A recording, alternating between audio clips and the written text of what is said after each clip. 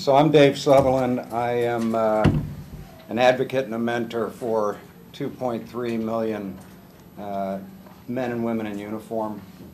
I'm an advocate and a mentor for 1% of our population brave enough to wear the uniform, our families and our families of the fallen. I'm Bonnie's husband. I'm the father of 2 teenage boys who have significant personal hygiene issues that refuse to friend me on Facebook and have mastered the art of sarcasm, so I appreciate your comments. And for those of you that didn't raise your hand, you don't really understand what I'm talking about. My 2 sons are honorable young men.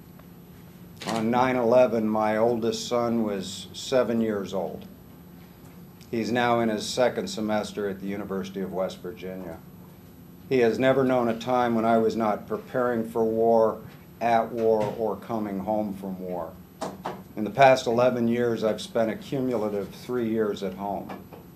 The understanding and recognition that this film brings is a recognition of a continuum of care, a continuum of understanding and a recognition that when you talk about veterans, it includes our families and it includes our families of the fallen.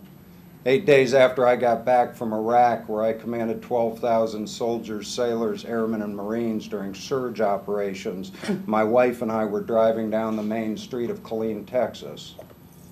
And I made the comment that all the telephone poles were standing up. That all the telephone poles in Killeen, Texas were standing up 8 days after I got back from Iraq. And I watched in the rearview mirror as my sons flinched and looked at each other. It was a bizarre statement for a father to say in front of his 2 young sons. And it was a bizarre statement for a husband to say in front of his wife that all the telephone poles in Killeen, Texas were standing up. And Bonnie did only what Bonnie can do after 26 years of marriage. With tears in her eyes, she put her hand very lovingly on my arm and looked at me and said, "You're nuts. I don't understand why you'd say all the telephone poles are standing up. I don't understand what you're going through. You've made multiple comments like this since you've been home, and I can't relate to them. When we picked you up at the Dallas airport and drove to the Gaylord Hotel, your first comment as we were pulling up was, all I can think about is how to take down this building.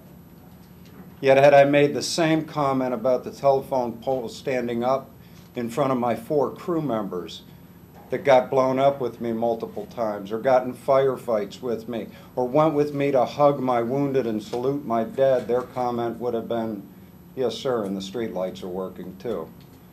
It's a recognition that the signature wounds from Iraq and Afghanistan are post-traumatic stress and mild traumatic brain injury.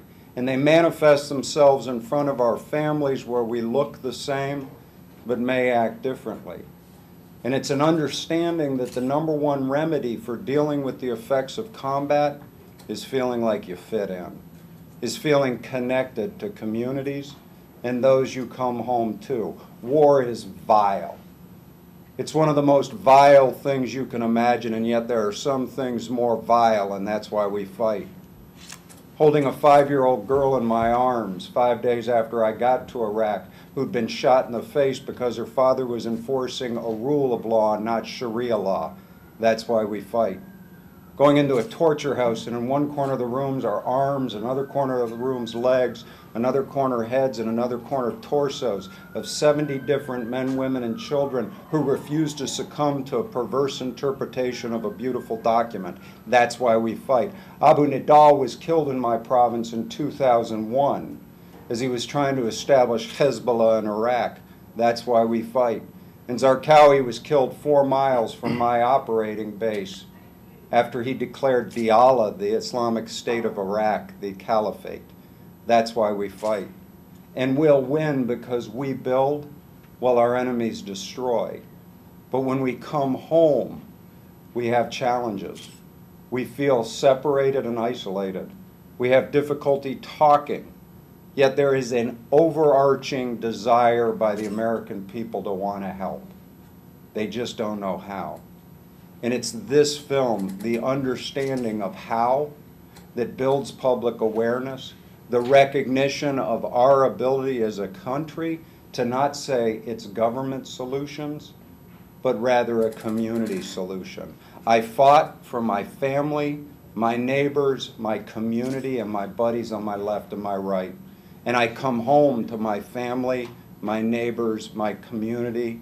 I look for new buddies on my left and my right, and I don't come home to big government organizations. And that recognition, that ability to articulate that is told so well in Veteran Nation. The challenges we face are nothing when we come home compared to what we face on the battlefield, but we have a built-in peer-to-peer network. I've seen greatness in our formation. I've seen greatness at 3 o'clock in the morning, going places that most people can't even imagine and doing things that are unbelievable. Our service members are brave, they're resilient, they're courageous, and they're kind. And when they come home, they just need a little assistance during transition and reintegration, and they will thrive. We're successful on the battlefield today because of what we learned from our Vietnam veterans. And we're successful when we come home because now we can talk about our challenges because our Vietnam veterans couldn't. The portrayal in this film and the building on the idea of quality of life is based on education, meaningful employment, and access to health care, information and options, and removing the pathology, what we used to call friendship, is now referred to as mental illness.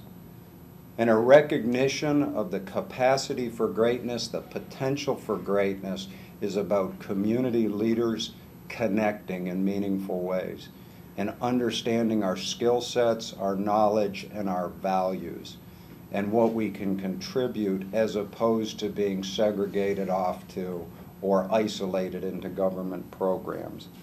Let me introduce myself again. I'm Colonel Dave Sutherland. I'm a veteran of 29 years active federal service. I'm a father, I'm a husband, I'm a son, I'm an uncle, I'm an American soldier. I served for you, I fought with you, and I would die for you. God bless you.